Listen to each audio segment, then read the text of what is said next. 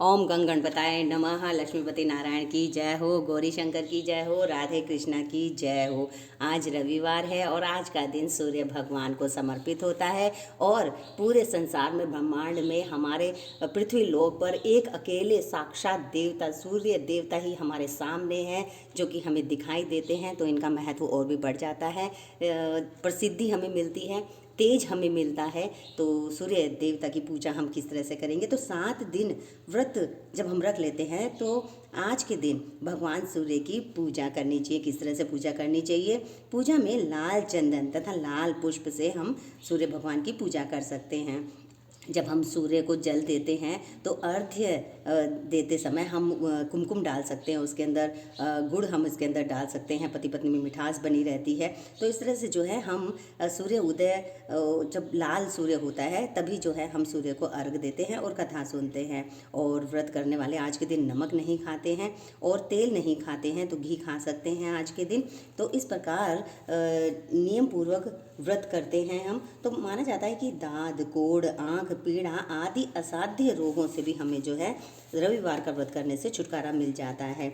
और सारी की सारी जो मनोकामनाएं होती हैं वो उन पूर्ति हेतु रविवार यानी भगवान सूर्य देव का व्रत बहुत ही श्रेष्ठ माना गया है। इस व्रत की विधि प्रकार से पूजन करना चाहिए। प्रातः स्नान आदि से निवृत्त होकर स्वच्छ वस्त्र पहनकर, धुले हुए वस्त्र पहन लें और शांत चित्त होकर परमात्मा का स्मरण करते रहें पूरा दिन। भोजन एक समय से अधिक नहीं खाना है क्योंकि व्रत है, और भोजन में हमें नमक नहीं खाना है, और फलाहार सूर्य के प्रकाश रहते ही कर लेना है हमें। यदि निराहार रहने पर सूर्य छिप जाए तो दूसरे दिन ही सूर्य उदय हो जाने पर अर्घ्य देने के बाद ही हम भोजन कर सकते हैं। व्रत के अंत में व्रत कथा सुननी चाहिए, जैसा कि आज हमने सूर्य को अर्घ्य दे दिया। फिर अब हम कथा सुनेंगे। व्रत के दिन नमकीन तेल युक्त भोजन बिल्कुल भी ग्रहण करना वर्जित माना गया है। इस व्रत के करने से मान सम्मान बढ़ता है तथा शत्रुओं का क्षय होता है। आँख की पीड़ा के अतिरिक्त अन्य सब पीड़ाएं दूर होती हैं। तो आइए सुनते हैं रविवार की व्रत कथा। एक बुढ़िया माई थी। उसका नियम था प्रति रविवार को सवेरे ही स्नान आदि कर पड़ोसन की गाय के गोबर से घर को लीप कर फिर भोजन तैयार कर भगवान को भोग लगाकर स्वयं भोजन करती थी।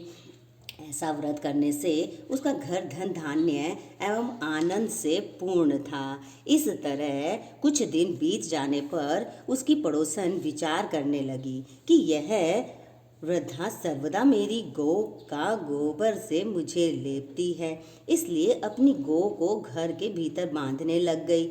बुढ़िया को गोबर न मिलने से रविवार के दिन अपने घर को न लीप सकी, इसलिए उसने न तो भोजन बनाया और न ही भगवान को भी भोग लगाया तथा स्वयं भी उसने भोजन नहीं किया।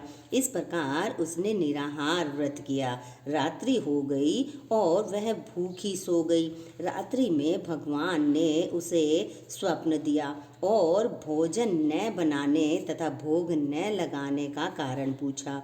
वृद्धा ने गोबर न मिलने का कारण सुनाया। तब भगवान ने कहा कि माता, हम तुमको ऐसी गौ देते हैं जिससे सभी इच्छाएं पूर्ण होती हैं, क्योंकि तुम हमेशा रविवार को गौ के गोबर से घर लीप कर भोजन बनाकर मेरा भोग लगाकर खुद भोजन करती हो। इससे मैं खुश होकर तुमको यह वरदान देता हूँ तथा अंत समय में मोक्ष देता हूँ। स्वप्न में ऐसा वरदान देकर भगवान तो अंतर्ध्यान हो गए, और जब वृद्धा की आंख खुली तो वह देखती है कि आंगन में एक अति सुंदर गौ माता और उसका बछड़ा बंधे हुए हैं। वह गौ और बछड़े को देखकर अत्यंत प्रसन्न होती है और उसको घर के बाहर बांध दिया, वहीं खाने को चारा डाल दिया। जब उसकी पड़ोसन ने बुढ़िया माई के घर के बाहर एक अति सुंदर गऊ और बछड़े को देखा तो द्वेष के कारण उसका हृदय जल उठा, और तब उसने देखा कि गऊ ने सोने का गोबर किया है, तो वह उस गऊ का गोबर ले गई और अपनी गऊ का गोबर उसकी जगह रख दिया। वह नित्य प्रति ऐसा ही करती रही और सीधी सादी बुढ़िया को इसकी खबर तक नहीं थी। तब सर्वव्यापी ईश्वर ने सोचा कि चालाक पड़ोसन के कर्म से बुढ़िया ठगी जा रही है। भगवान ने संध्या के समय अपनी माया से बड़े जोर की आंधी चला दी। बुढ़िया ने अंधेरी के भय से अपनी गऊ को घर के भीतर बांध लिया।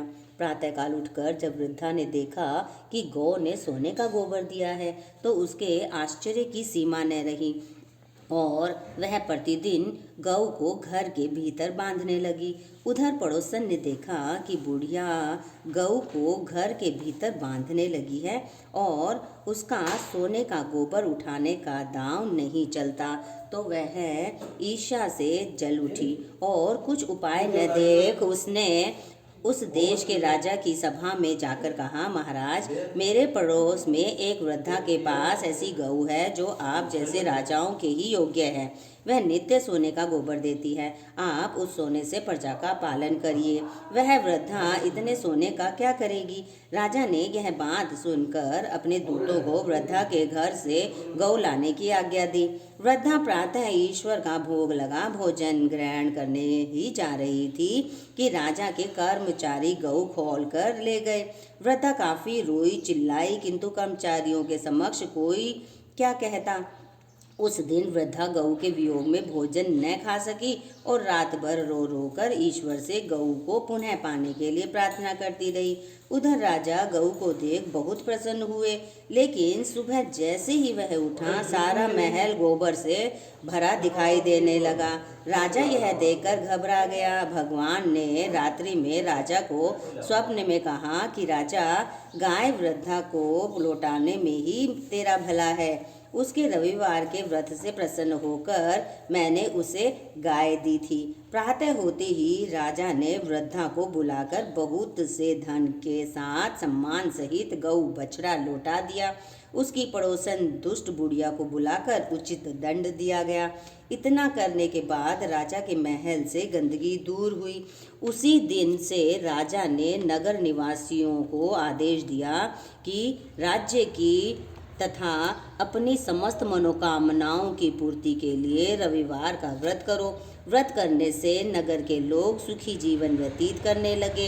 कोई भी बीमारी तथा प्रकृति का प्रकोप उस नगर पर नहीं होता था। सारी प्रजा सुख से रहने लगी। अथ रविवार की कथा प्रारंभ। जो कोई इस कथा को सुनता है या कहता है या सुनाता है उसकी सभी मनोकामनाएं सूर्य भगवान पूर्ण करें। जय सूर्य भगवान, जय भास्कराय नमः, जय आदित्याय नमः। अथ रविवार की आरती।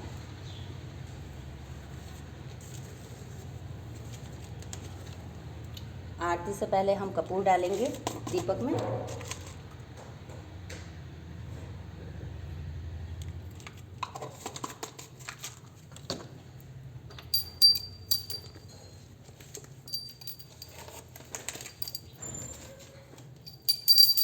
अथ रविवार की आरती। कहूँ लगी आरती दास करेंगे सकल जगत जाति, जोत विराजे सात समुद्र जाके चरण नानी बसे, कहा भये जल कुंभ भरे हो राम, कोटि भानु जाके नत की शोभा, कहा भयो मंदिर दीप धरे हो राम, भार 18 रामा बलि जाके, कहा भयो सिर पुष्प घेरे हो राम, 56 भोग जाके नित प्रति लागे, कहा भयो नवैद धरे हो राम, अमित कोटि जाके बाजा बाजे, कहा भयो जनकार करे हो राम, 4 वेद जाके मुख की शोभा, कहा भयो ब्रह्म वेद पढ़े हो राम, शिव सनकादि आदि ब्रह्मादिक नारद मुनि जाको ध्यान धरे हो राम, हिम मंदार जाको पवन झकोरे, कहा भयो शिर चंवर दूढ़े हो राम, 184 बंदे छुड़ाए, केवल हरि यश नाम देव गाए, हो रामा कहूँ लगी आरती दास करेंगे, सकल जगत बाजा की जोत विराजे। जय सूर्य भगवान की जय हो, जय हो। धरती माता की जय हो, भारत माता की जय हो, मेरी माता की जय हो, पशु माता की जय हो, वन माता की जय हो, लक्ष्मीपति नारायण की जय हो, लक्ष्मी माता की जय हो, राधा कृष्णा की जय हो, राधे राधे। जय हो गौरी शंकर की जय हो, शिव पार्वती जी की जय हो, बजरंगबली की जय हो, बुरी बुलाओं से बचाओ, बुरे लोगों से बचाओ, बुरी बातों से बचाओ, हर का सारा खट शंभा बाबा की जय हो, गायत्री माता की जय हो। ओम भूर्भुवः स्वः तत्सवितुर्वरेण्यं भर्गो देवस्य धीमहि धियो यो नः प्रचोदयात्। जय दुर्गा माता की जय हो, नारी शक्ति की जय हो, देवादिदेव महादेव की जय हो, सरस्वती माता की जय हो, शिरडी के साईं बाबा की जय हो, जय सियावर रामचंद्र की जय हो।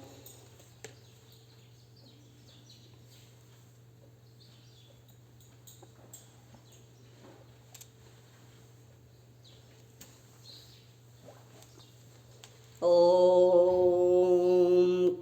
कृष्णाय वासुदेवाय हरणे परमात्मने प्रणतः क्लेशनाशाय गोविंदाय नमो नमः। कृष्णाय वासुदेवाय, कृष्णाय वासुदेवाय। जय हो, राधे कृष्णा राधे कृष्णा राधे कृष्णा राधे कृष्णा, राधे राधे।